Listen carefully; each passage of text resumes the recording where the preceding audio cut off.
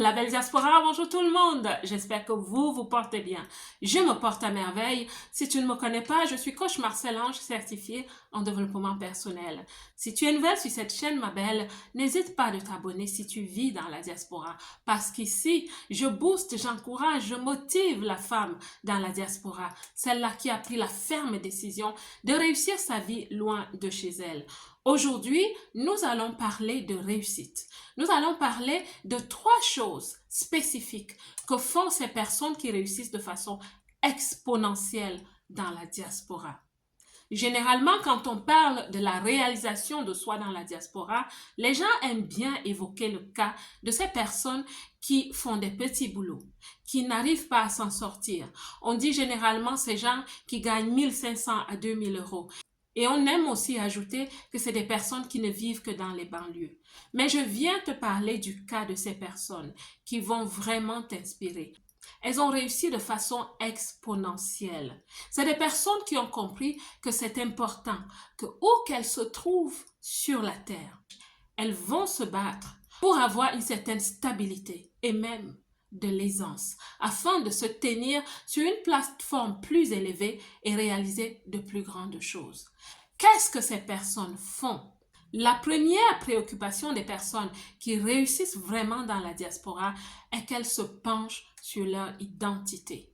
Oui, sais-tu pour qu'un produit se positionne et réussisse vraiment sur le marché? C'est un produit sur lequel on travaille son identité. On parle de branding, le branding du produit. Pour les humains, on parle de personal branding. Donc, toute personne qui réussit est une personne qui a travaillé sur son identité. C'est une personne qui a fait son personal branding. Et ces personnes dans la diaspora qui réussissent, ces personnes que tu ne rencontres presque jamais, ces personnes se sont hissées à un certain niveau parce qu'elles ont travaillé sur leur personal branding. Elles ont travaillé sur leur identité. Elles ont compris une chose. Quand elles débarquent dans un nouveau pays, elles arrivent avec une certaine culture, une certaine identité. Elles sont nées ailleurs, dans une certaine zone de confort. Mais quand elles arrivent dans ce nouveau pays, quel que soit le pays d'accueil où tu te trouves dans la diaspora, ces personnes se rendent compte que c'est une autre culture qui régit les mœurs, la façon de faire, les systèmes de pensée. Et elles ont compris que si elles ne travaillent pas sur elles pour devenir des personnes intégrées, ces personnes qui ne comprennent pas l'intégration simplement au niveau du papier qu'on a en main, mais aussi de l'intégration qui est intrinsèque, c'est-à-dire sa valeur personnelle, son identité personnelle. C'est des personnes qui se posent pas seulement la question de savoir qui suis-je, mais aussi qui est-ce que je deviens. Ces personnes travaillent vraiment sur leur identité. Elles renforcent leurs forces. Oui, parce que tu viens avec des forces. Les forces au niveau de ton identité, ce que ta culture t'a donné, l'éducation de tes parents, elles affermissent leurs forces, elles solidifient leurs forces. Et elles comprennent aussi que la culture qui les accueille a des forces. Parce que ce n'est pas pour rien que les gens ailleurs, dans plusieurs continents, réussissent. Il y a quelque chose que ces personnes font.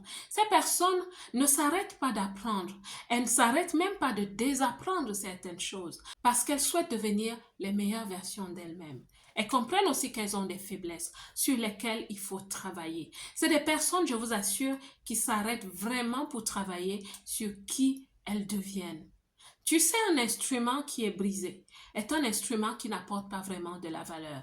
Une personne qui ne se connaît pas ne sait pas se présenter. Elle ne sait même pas parler de son curriculum vitae.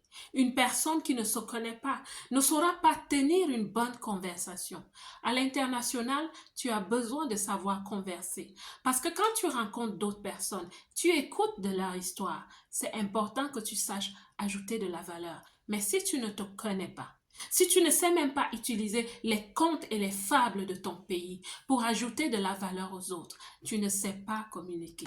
Alors ces personnes, elles travaillent sur elles, sur tous les atouts qu'elles ont pu apporter et les atouts qu'elles apprennent. Elles deviennent des personnes intégrées, des personnes universelles, des personnes internationales.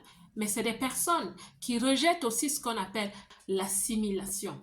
Parce que la vérité, c'est que quand tu t'assimiles, quand tu te dilues trop, tu n'apportes plus de la valeur, ma belle.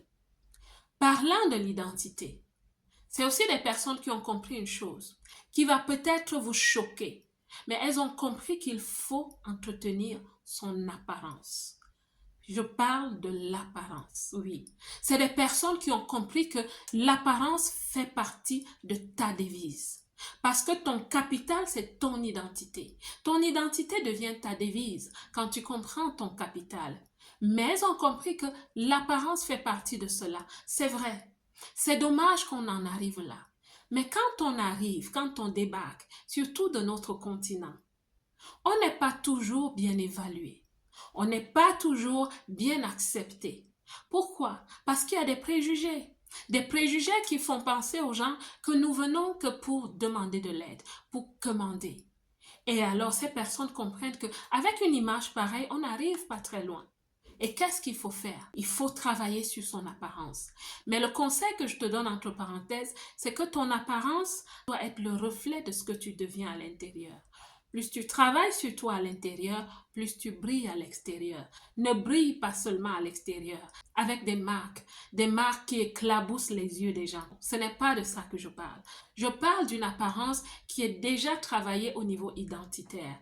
Et quand tu as défini qui tu es, tu vas voir, ça va être facile de choisir un style vestimentaire.